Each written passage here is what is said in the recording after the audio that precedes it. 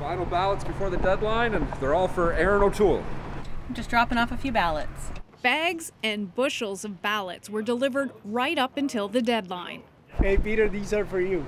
With such a close race, there was a last-minute push to get votes. Peter MacKay was on the ground in Quebec. I'm so very, very grateful to all of you for the hard work, for the sacrifice, for the time that you put in. Leslyn Lewis picked up ballots in Brampton, and Erin O'Toole did 300 calls a day and made a pitch on social media. This leadership race has been unlike anything in Canadian history.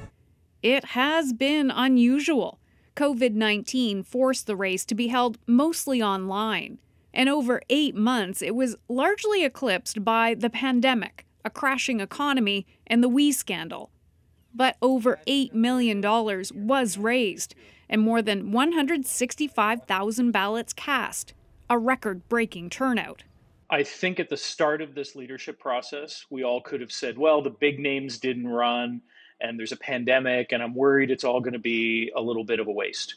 Instead, we end up with biggest fundraising ever, biggest membership count ever, and now it looks like the biggest ever leadership convention held by any party in Canadian history. Now, this is where the ballots will be processed, and then early Sunday morning, the counting will start.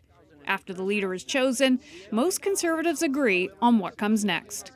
The first thing that we will have in mind after the result is unity, unity, unity. If we have to call an election, everybody will put aside the difference and they will work together.